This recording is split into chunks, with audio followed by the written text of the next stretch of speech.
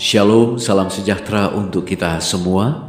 Selamat pagi, kita berjumpa lagi dalam bacaan Renungan Pagi Pulang ke Rumah pada hari ini, Kamis 10 Desember 2020. Dan judul pada hari ini adalah Perwujudan dari Kehidupan Orang Benar. Sebelum kita lanjut, mari kita berdoa. Bapa di sorga, kami sedia untuk merenungkan firman-Mu. Roh Kudus-Mu menuntun kami firman ini menjadi berkat bagi kami. Dalam nama Yesus kami sudah berdoa. Amin.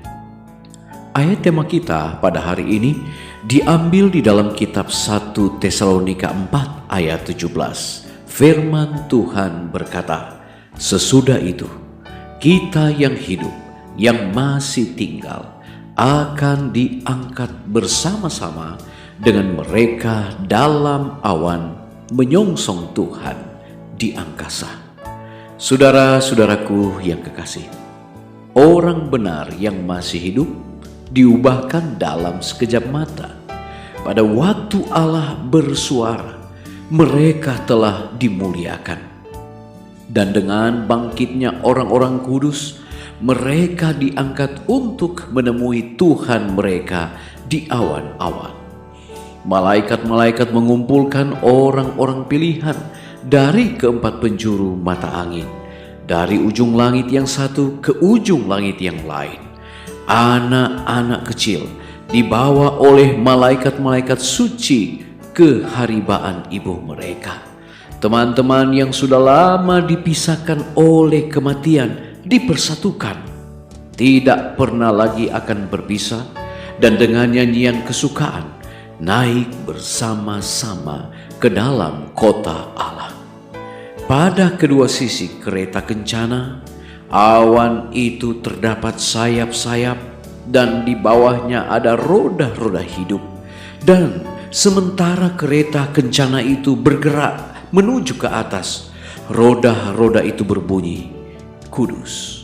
Dan sayap-sayap itu berbunyi, "Kudus, kudus, kudus Tuhan Allah yang Maha Kuasa." Dan umat yang ditebus itu berseru, "Haleluya." Sementara kereta itu terus bergerak menuju Yerusalem baru. Sebelum memasuki kota Allah, Juru Selamat menganugerahkan kepada para pengikutnya lambang kemenangan dan menyematkan kepada mereka lencana kerajaan.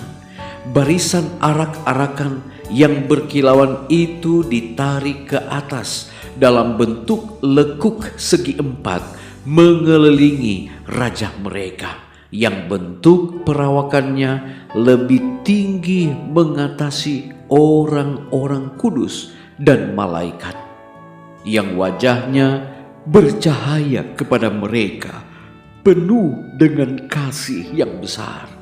Rombongan besar umat tebusan yang tak terhitung banyaknya itu menunjukkan pandangan mereka kepadanya.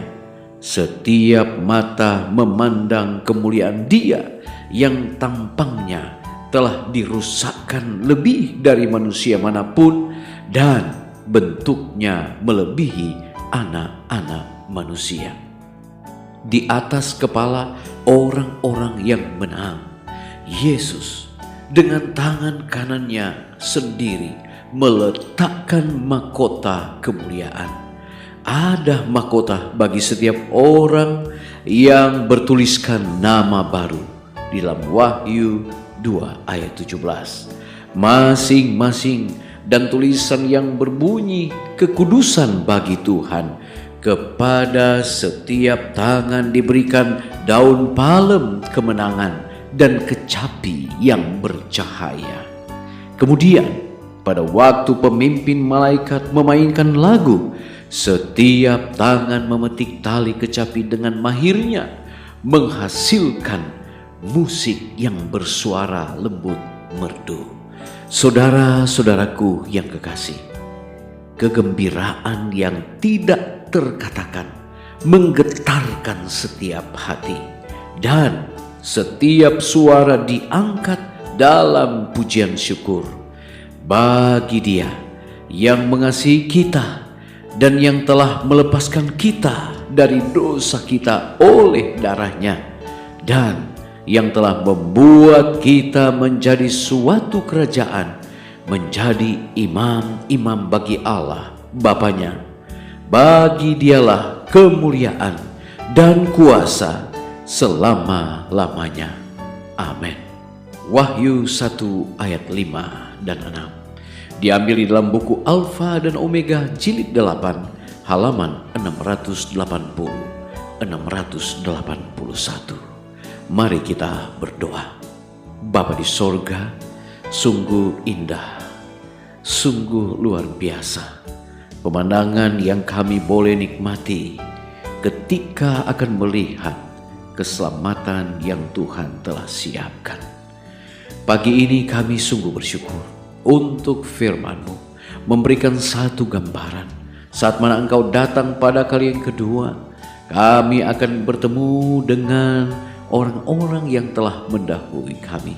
Mereka yang telah beristirahat di dalam Tuhan akan dibangkitkan untuk menerima keselamatan dan akan menerima satu kehidupan yang kekal yang Tuhan telah siapkan.